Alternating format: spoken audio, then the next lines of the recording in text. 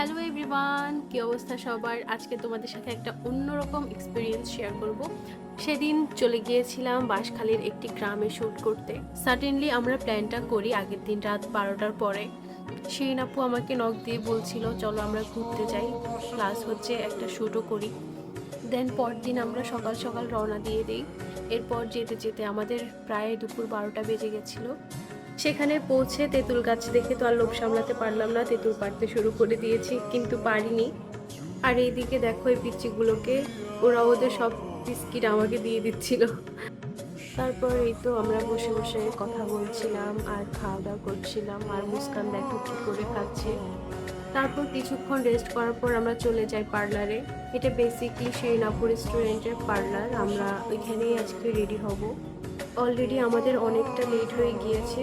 সাধারণত শ্যুটগুলো করতে হলে একদম সকাল থেকে মেকআপে বসতে হয়, কিন্তু আমরা ওখানে যেহেতু প্রায় দুপুর সময়ে পৌঁছাই, সেজন্য আমাদের হাতে সময় খুব কমই ছিল।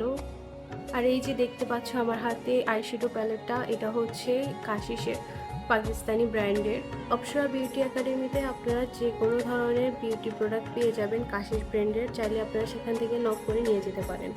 এইদিকে আমার আই লুকটা ডান হয়ে গিয়েছে, মেকআপও অনেকটা শেষের দিকে। মাশাল্লাহ অনেক সুন্দর একটা আই লুক, গর্জিয়াস। এরপর হেয়ার সেট করা শুরু করে দিয়েছি আস্তে আস্তে, কারণ টাইম খুবই শর্ট। আমরা অনেক তাড়াহুড়ো করছিলাম কারণ বাইরে বৃষ্টি শুরু হয়ে গিয়েছিল। এরপর যদি ডে লাইটিংটাও ঠিক মতো না পাই, তাহলে আমাদের এত কষ্ট সব কিছু বৃথা হয়ে যাবে। লাইফে ফার্স্ট টাইম আলতা পরেছিলাম সেদিন। আমি তো আলতা পরে খুবই এক্সাইটেড ছিলাম, বিকজ আমার আলতা এত বেশি পছন্দ, কিন্তু কোনোদিন পরা হয়নি। সীমান্ত তাকে অনেক থ্যাঙ্কস, বেচারা অনেক কষ্ট করেছিল সেদিন। তারপরে ফাইনাল লুক দেখে তো আমি আরও বেশি এক্সাইটেড হয়ে যাই, বিকজ আমাকে এত সুন্দর লাগছিল। একদমই একটা নতুন লুকে, এরকম আমার আর কখনো সাজা হয়নি। অন্যরকম একটা এক্সপিরিয়েন্স হলো আমার। আমি মনে মনে ভাবছিলাম যে আমি কীভাবে এক্সপ্রেশন দিব, কীভাবে পোজিং দিব, সেসব কিছু। শিরিন আপুকে অনেক অনেক থ্যাঙ্কস, উনি আমাকে এত সুন্দর একটা লুক দিয়েছেন। তারপর তো সেজেগুজে খেতে বসে গিয়েছিলাম। বাঙালি খাবার আমার এত বেশি পছন্দ, সবগুলো খাবার খুবই মজা ছিল। এরপর আর সময় নষ্ট করিনি, সোজা আসি বিচে। এটা হচ্ছে গিয়ে বাঁশখালী সি বিচ। ওই দিন বিকেলবেলা এত সুন্দর ওয়েদার হয়ে যাবে আমি চিন্তাও করিনি। দুপুরে বৃষ্টি হওয়াতে খুব ভয় পেয়েছিলাম। হাতে ছিল মাত্র 1 ঘন্টা, এই 1 ঘন্টার ভিতরে আমরা পুরো শ্যুটটা কমপ্লিট করি। আর সমুদ্র তো আমার এমনিতেই অনেক বেশি পছন্দ, একদম মন প্রাণ উজাড় করে শ্যুট করেছিলাম। তারপর সন্ধ্যা হয়ে গেল। এগুলি হচ্ছে আমাদের সন্ধ্যের পর আমরা নিজেদের মতো করে রিলস নিচ্ছিলাম। এগুলি আসলে শ্যুটের অংশ না, যদিও আমি অ্যাড করেছি।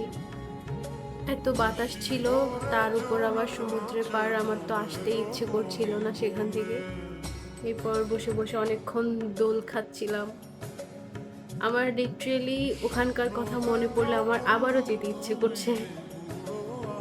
তারপর আমরা সিটিতে রওনা হয়ে যাই। আস্তে আস্তে গাড়িতে আমি আমার হেয়ার অ্যান্ড জুয়েলারি খুলে ফেলেছি। এখান থেকে যাব হচ্ছে অপ্সরাতে। সেখানে বাকি ড্রেস আপ অ্যান্ড মেকআপ তুলে খাওয়া দাওয়া করে বাসায় যেতে যেতে আমার প্রায় সেদিন 11:30 থেকে 12টা বেজে গিয়েছিল। সেই ক্লিপগুলি নিতে পারিনি, বিকজ ফোনে চার্জ ছিল না। প্রথমবার বৃদ্ধি সেজে আমাকে কেমন লেগেছে অবশ্যই জানাবে।